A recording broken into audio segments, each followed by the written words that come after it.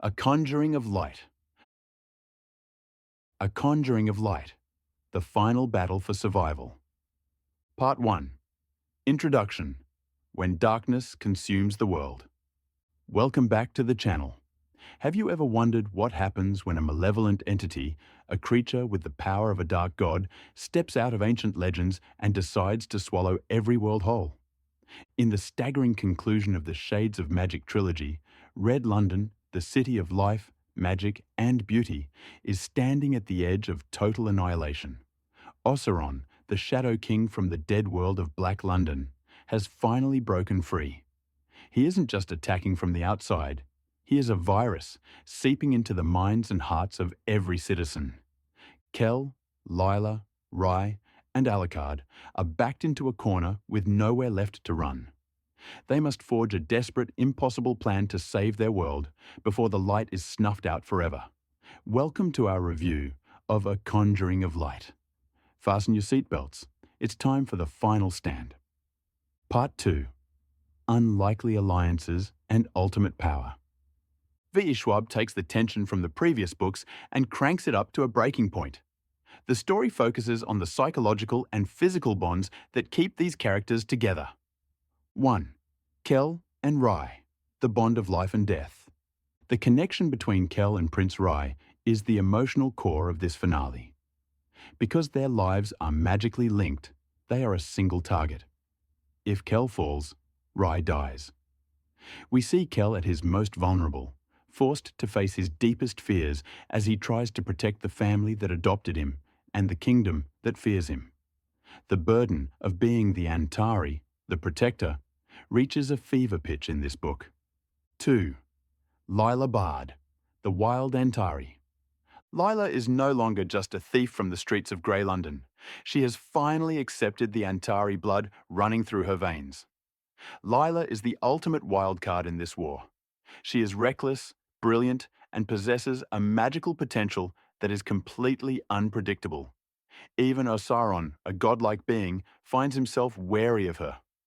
Watching Lila master her powers while refusing to lose her fierce sense of independence is one of the most satisfying character arcs in modern fantasy. 3. The tragic redemption of Holland.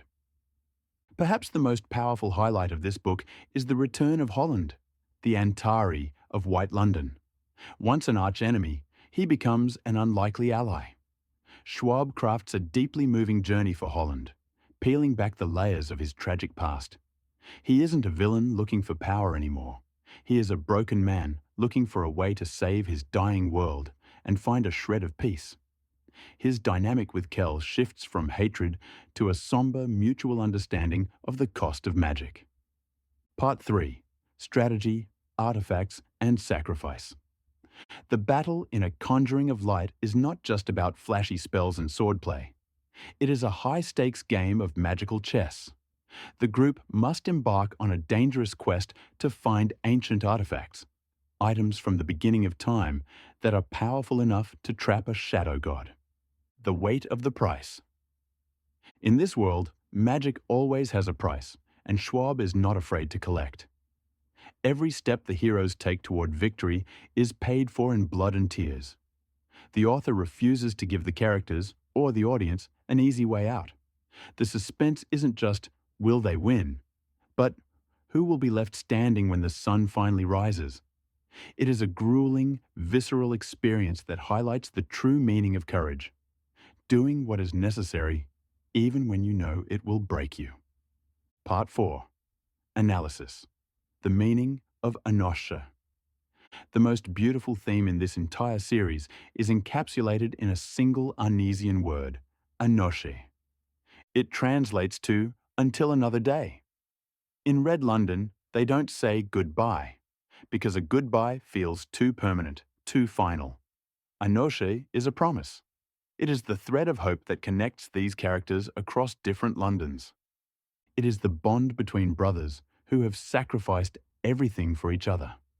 It is the unspoken promise between two lovers who may never see each other again. And ultimately, it is the acceptance that one chapter must end to make room for a new beginning. The book analyzes the necessity of endings. It teaches us that to truly move forward, we must have the strength to let go of the versions of ourselves that no longer serve us. The ending of the trilogy is deeply satisfying, yet it leaves a haunting ache in your heart as you realize just how much these characters have changed since the first page of A Darker Shade of Magic. Part 5. Conclusion. A modern fantasy masterpiece. A Conjuring of Light is a testament to V.E. Schwab's mastery of world building and character development. She has created a universe that feels as real as our own, filled with magic that is both wondrous and terrifying. This trilogy is a must-read for anyone who loves epic fantasy with a dark psychological edge. Thank you for joining me for this entire journey through the 4 Londons. It has been a wild ride of blood, magic, and starlight. Now, I want to hear from you. Which character stayed with you the most? Was it Kell with his heavy sense of duty, or Lila with her unquenchable thirst for freedom? Let's talk about it in the comments below. Don't forget to like and subscribe to continue exploring more legendary fantasy sagas with us. Until next time, stay magical, keep your glass full, and as they say in Red London, Anoche.